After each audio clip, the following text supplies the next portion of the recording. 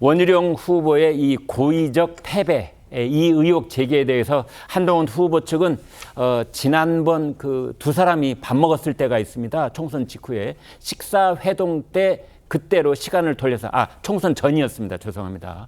반박을 하고 있습니다. 초점은 콜라였는데요. 일단 영상을 보시겠습니다.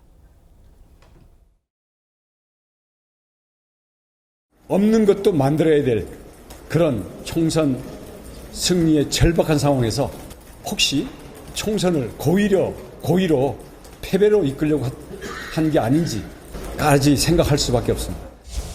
번아웃 된다고 그러죠. 그 김치찜에다 이렇게 삼겹살 같이 졸여가지고 그걸 먹자고 하는데 본인은 그게 안 넘어가더라는 거야. 먹을 수가 없는 상태였다는 거야. 그래서 그렇죠. 그래서 이제 제로 콜라 하나 시켜갖고 그거 좀 먹다가 나왔다는데. 아마 자, 최지원 기자, 지금 저게 언제적 얘기예요? 예, 제로콜라 얘기가. 총선 말씀하신 대로 총선 전인데요. 네. 당시 이제 이재명 민주당 대표가 소고기를 먹었는데 삼겹살을 먹었다고 SNS에 올리면서 논란이 됐던, 그러니까 그랬었죠. 거짓말 네. 논란으로 불거졌던 당시입니다. 그 이재명 대표 일정을 마치고 지역구인 인천 계양의 한 고깃집을 찾아서 있었던 일인데, 이 고깃집을 원희룡 당시 후보와 한동훈 비대위원장이 다시 찾으면서 있었던 일입니다. 그 당시에 이재명 대표의 거짓말 논란을 부각하겠다라고 하면서 특정 그 식당을 다시 찾은 건데요. 이 자리에서 당시 원희룡 후보는 김치찜을 시켰는데 한동훈 전 위원장이 체력상의 이유로 아예 손도 못 댔다고 합니다. 원희룡 후보 옆에는 이천수 축구 선수가 앉아 있네요. 네, 그리고 맞은편에 지금 한 후보, 그러니까 한 위원장이 앉아 있었는데 당시 지금 보시는 것처럼 콜라만 먹고 식사에는 손도 안 대는 모습이 당시에도 눈길을 끌긴 했었어요. 네. 그만큼 이제 체력상 너무 고갈돼 있기 때문에 식사도 제대로 못하는 것 아니냐, 이런 해석까지 나왔었는데, 이걸 바탕으로 지금 원 후보가 총선을 고의로 진 것 아니냐 이런 공격을 하니까, 그럴 의도였다면 그 당시에 인천 계양을 밤늦게 찾아서 밥도 못 넘길 만큼 체력이 고갈되도록 후보들의 지원 요새를 한동훈 당시 위원장이 다녔겠느냐, 이렇게 반박을 하고 있는 겁니다. 이 한동훈 캠프 신지호 상황실장은요, 콜라만 마실 게 아니라 삼겹살도 같이 먹어줬어야 도왔다고 했을 것이냐, 이러면서 비꼬기까지도 했고요. 원 후보 측은 이에 대해서 고생한 건 알지만 여사 문자에 답을 했어야 한다는 취지에서 나온 말이다, 이런 설명을 했습니다. 네. 김종인 전 국민의힘 비대위원장은 한동훈 후보에게 파생 공세를 퍼붓고 있는 나경원, 원희룡 후보에게 일침을 가했는데요. 듣고 오겠습니다.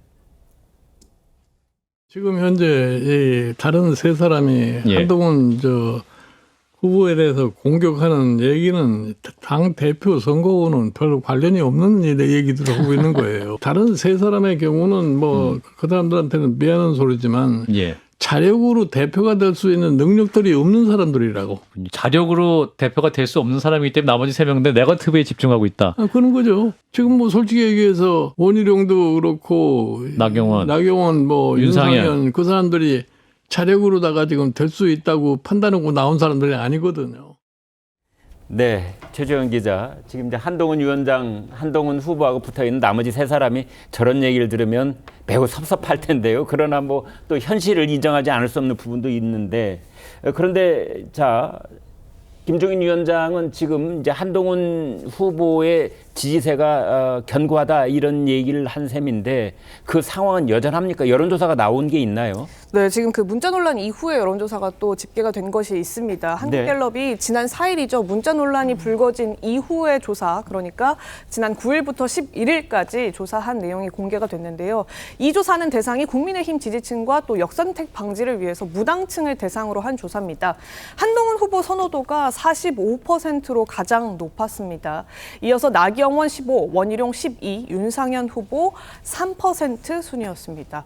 이번 국민의힘 전당대회 경선은요, 당원 투표가 80%고 일반 여론조사가 20%가량 반영이 되는데, 이 기준을 적용해 본다면 한동훈 후보는 지난 6월 말 조사보다 7%포인트가량 올라서 오히려 더 결집되는 지지도 양상을 보였습니다. 그렇군요. 그래서 한국갤럽 중심으로만 본다면은 불과 2주 사이에 한동훈 후보는 7%포인트가 지지율이 올라가는 것으로, 그러니까 일반 국민 상대로 했을 때 그렇습니다. 국민의힘, 무당층 다 포함했을 때 이제 그런 결과가 나와 있는 그 지지율 여론조사 결과를 볼 수가 있었는데요. 국민의힘 지지층으로 좁혀봤을 때 1강 한동훈 그리고 나머지 세 후보 이제 이 격차가 더 벌어졌다 이렇게 볼 수가 있겠는데요. 자, 송영훈 의원께요. 이렇게 벌어지는 이유가 뭐라고 볼 수 있습니까? 한마디로 말하면 네거티브에 대한 역풍이죠. 지난 대선 때요. 이재명 후보가 윤석열 후보에게 대장동 몸통은 윤석열 후보다 이렇게 공격을 했었습니다. 네. 그런 것을 국민의힘 당원 지지층이 보면서 굉장히 많은 거부감을 느꼈죠. 그런데 네. 이번에 당내 경선에서 어떤 이야기가 나오고 있습니까? 총선 때 고의로 지려고 했냐, 심지어 이런 이야기가 나와요. 대장동 몸통이 윤석열 대통령이라고 하는 것과 거의 동급의 네거티브입니다. 사리에 맞지 않고 근거가 없지 않습니까? 그런 것들에 대해서 지금 당원 지지층이 거부감을 느끼고 오히려 한동훈 후보에 대한 지지세가 강화되고 있는 그런 모습이죠. 그리고 지금 그 당내 에서 지나치게 도를 넘는 네거티브를 하면서 당 바깥으로는 오히려 하나도 화살을 돌리지 못하고 있습니다. 예를 들면 지금 비례대표 사천 논란을 제기를 하고 있는데 네. 정작 지난 총선 때 비례대표 공천에 더 문제가 많았던 것은 더불어민주연합이죠. 왜냐하면 위원정당으로 해산된 통합진보당의 후신인 진보당에게 비례대표 2명의 당선자를 안겨줬어요. 그런데 국민의힘 당내 경선에서 지금 그런 이야기는 하나도 못하고 내부적으로 과거에 사천이 있었느니 없었느니 그런 이야기만 하고 있습니다. 그러니까 네. 지금